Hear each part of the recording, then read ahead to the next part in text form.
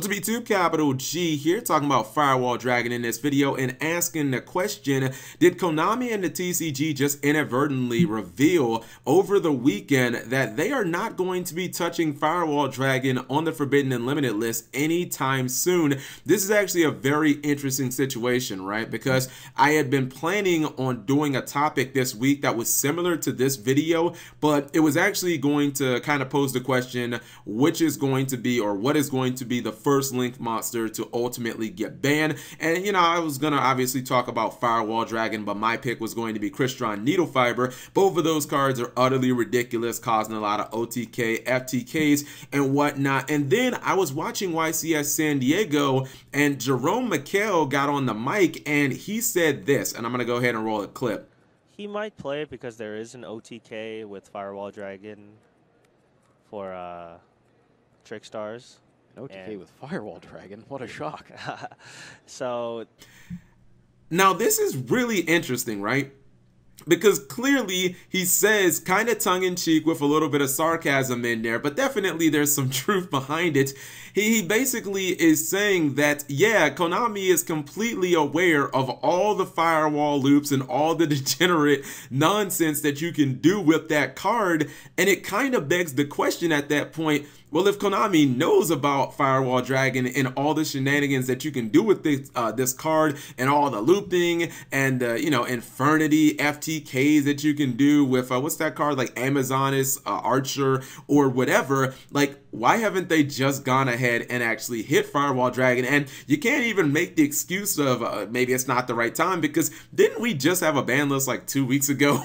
It wouldn't have been really that big of a deal. It's not like the ban list that they made up was cluttered with stuff. They only hit like 4 cards. It wouldn't have been that big of a deal to just go ahead and do one more hit on the list and you know, just add Firewall Dragon's name on there. And I think that it kind of, to me, I think it gives a lot of credence to a couple of things. The first thing being, I think that a lot of people, myself included, have been arguing the fact that Firewall Dragon will probably never ultimately get banned because of the anime. I think that a lot of people are like, come on, Cap, that's not a real thing. But you guys have to understand, the Yu-Gi-Oh anime is important. Konami dumps a lot of money in producing that damn thing, and Firewall Dragon is Yusaku's ace monster. And never forget that the Yu-Gi-Oh anime, the main purpose that it serves is to bring newer, younger players into playing this damn card game.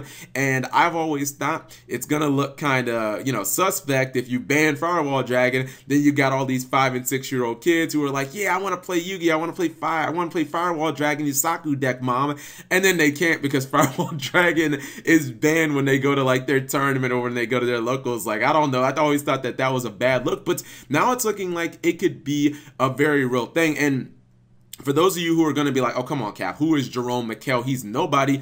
Understand that not only has Jerome Mikkel been involved with Yu-Gi-Oh! All the way going back to like the GX days, back when Upper Deck ran the TCG. He used to actually write Yu-Gi-Oh! Articles, and he was actually employed by Upper Deck at the time. So he has worked for, I guess you can say, he has worked within the card game for a very long time, but he is now an official Konami employee for R&D, for research and development. This guy is actually in the room when they are developing TCG exclusive archetypes. In fact, he let a little story out, which I'll make another video on too, about how ridiculous Spiral Super Agent was actually like the first plan, or I guess the first draft of that card's effect. But Jerome Mikkel knows his stuff, and I think that he probably has some input on the ban list. I don't think he can just be like, I don't like this card, I'm banning it. But this almost makes me wonder if Konami and the TCG has been instructed by the OCG. I'm just speculating at this point. I don't have any proof of this. But if Konami and the TCG doesn't actually have the authority to just outright ban Firewall Dragon, I know that that sounds crazy, but I really believe that it's just that one card. And I guess a little bit of evidence that I'll present here was the banning of Grand Soil. You guys know the Grand Soil banning, just didn't that feel like it just came out of nowhere? I was just like, wait, what the hell? Like, Grand Soil went from 3 to 0. If I would have told you guys a couple of years ago, I guarantee, you know what card's gonna get banned, guys? Out of nowhere, Grand Soil. You'd be like, wait, what? Grand Soil? But you know, doesn't that tell you that Konami is at least willing to ban things around Firewall Dragon? You know what I mean? They're at least willing to acknowledge some of those dirty, degenerate FTK, OTK loops. And I think that they can kind of get away with it because really who gives a fuck if Grand Soul gets banned? Even something like Grinder Golem, if Grinder Golem gets banned on our next list, in the grand scheme of things, no one really gives a fuck. If your cover card for an entire era of Yu-Gi-Oh, which is Firewall Dragon right now, gets banned, that's kind of a big deal, man. It's kind of like, that's unheard of in like all the generations of Yu-Gi-Oh. That'd be like if Utopia got banned, or if you know, Elemental Hero Neos or something got banned. So I think that Konami might be in a position where maybe their hands are tied, because if nothing else, they've shown that, well, Jerome just acknowledged that they know about the firewall loops, and they're at least willing to ban things around. Don't get it twisted. Grand Soul got banned because of his involvement with Firewall Dragon. It's almost like Grand Soul got an STD or something like that. You know what I mean? Just messing around with that girl got him caught up. But I think that this is really interesting. But again, I want to pass the question to you guys. What do you guys think? Do you guys think that I'm just speculating that what Jerome says means absolutely nothing?